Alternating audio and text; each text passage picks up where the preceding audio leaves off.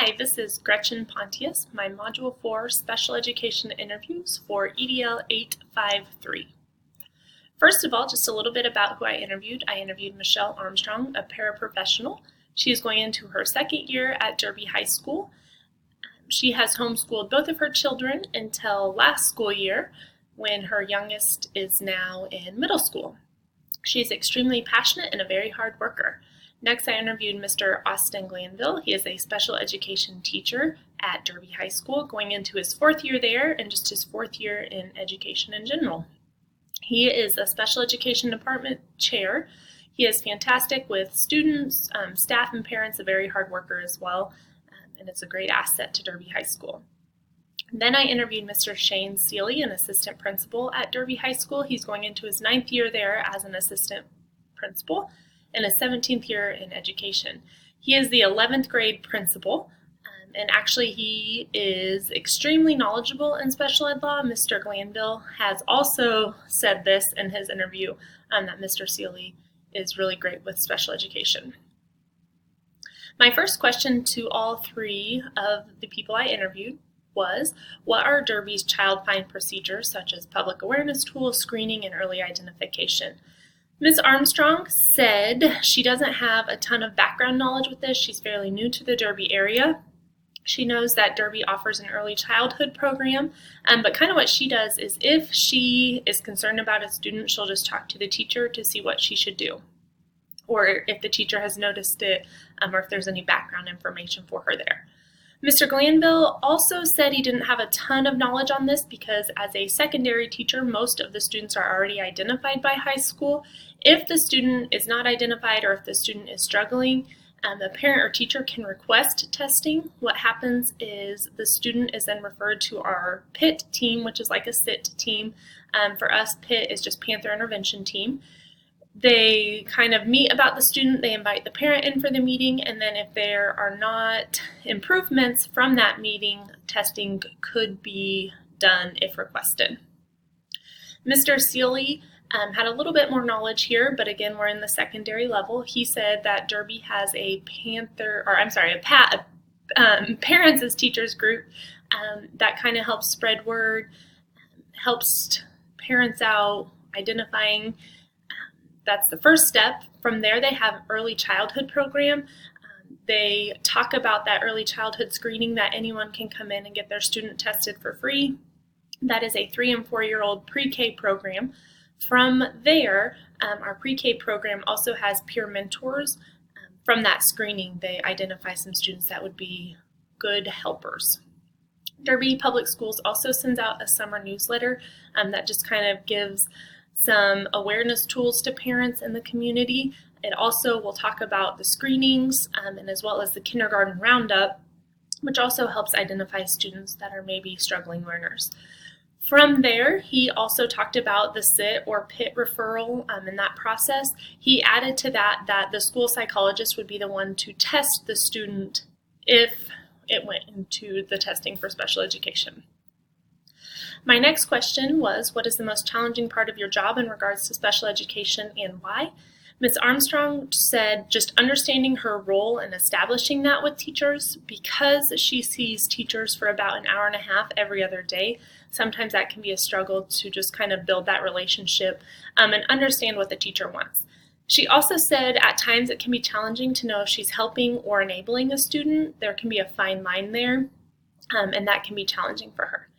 Mr. Glanville said staying up to date with laws, policies, best practices can be challenging. As we've learned in this course, those laws are ever changing, and just making himself stay on top of all of that. He also said a challenging part could be helping parents and students be aware of their rights with special education to ensure they're getting the most out of it. Mr. Seeley also talked about the laws and policies and making himself do different courses and read different material to ensure that he stays on top of that. He also added that ensuring teachers are following the protocol laid out in IEPs. Sometimes a teacher can interpret what an accommodation is a little differently than what was intended, so just making sure everyone's on the same page. And that kind of goes into the differing opinions about what that IEP meant when it said extended time and how many minutes that is. My next question was, what is the most rewarding part of your job when dealing with special education students, parents, teachers, and why?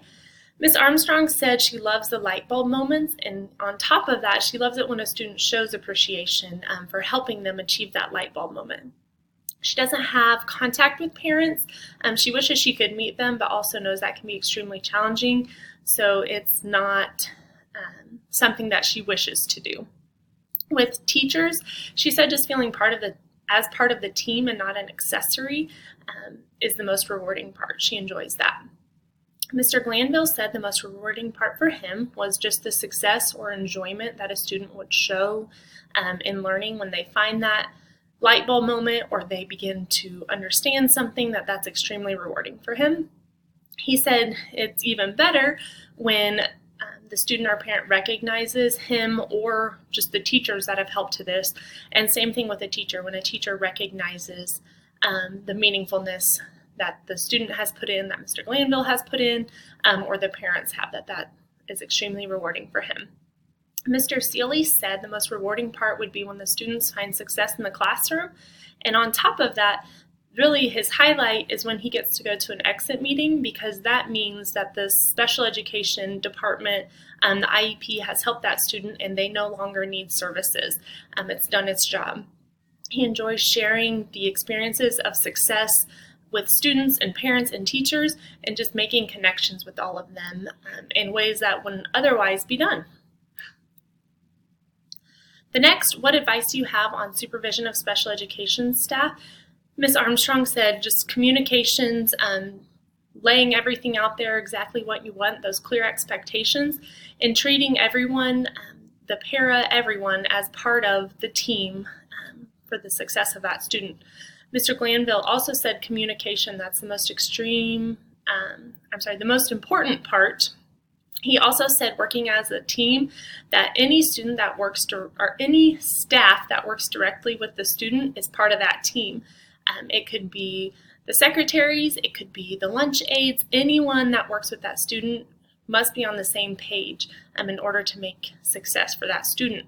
He also said you can assume nothing. You need to lay everything out there, err on the side of caution, put everything in writing when possible. Mr. Seeley said to maintain clear expectations. Also, a lot of communication was brought up, and then just follow up to ensure that the IEP and all of its components are being met. All of that will help the student be successful. Next was, how do you work effectively with parents of special needs children? Ms. Armstrong again said she has limited parent contact, but just show that you care for the student and you truly want to help. She thinks that would go a long way. Mr. Glanville talked about communication. Start that communication early. It needs to be consistent and proactive. If you already have that relationship, if something is to come up, having that relationship established will just kind of keep you ahead of the game. And he also said to remember that parents are part of the team. That's important for the parents, the student, and the whole staff. Mr. Seeley said to have clear communication with the parents, that you need to listen, and you need to also have empathy and understanding. No one knows what it's like to be in those parents' shoes, so you need to listen and try to find understanding there. Next, how do you work with regular education teachers that have students with special needs in their classroom? Ms. Armstrong said she enjoys working with the teachers and the students and learning. She enjoys going back pretty much to school for her and doing all this stuff again. She then will try to, after she takes the notes from the teacher, she'll try to help a student with the same wording. And then if that doesn't work, she'll try to change her wording up to see if that would help the student. She shares that with the teacher then, and she just said she has to be prepared for the teacher to either try to use it as well or just not. That's something that she's learned to do. And also her showing engagement, she thinks helps the students see that the engagement is possible and they should do it as well. Mr. Glanville said he stays in constant communication with them. He tries to help the teacher understand their importance and just hear them out. He also said he feels like there's a fine line that sometimes teachers feel that the special education student is his job, when in all actuality, sometimes general education teachers are with the students more. So he said he's a work in progress trying to find this fine line, how to best work with teachers and students. Mr. Seeley said open communication, listen, and help them interpret the IEP as well is extremely important. Next, what advice do you have for first-year administrators? Ms. Armstrong said to listen, encourage feedback, and give constructive communication would go a long way, not just for students and teachers, but for paras and all people that help students. Mr. Glanville said you have to build trust. Don't forget what it's like to be a classroom teacher, that sometimes administrators can kind of distance themselves from that and they'll have unreasonable expectations. So it's important to remember what it's like to be in the classroom and what's doable and what's not. He also said find solutions. Don't just say it's a problem, help find that solution. Be active participants in IEPs. And also he said it's important to know when to show grace and when to drop the hammer with students.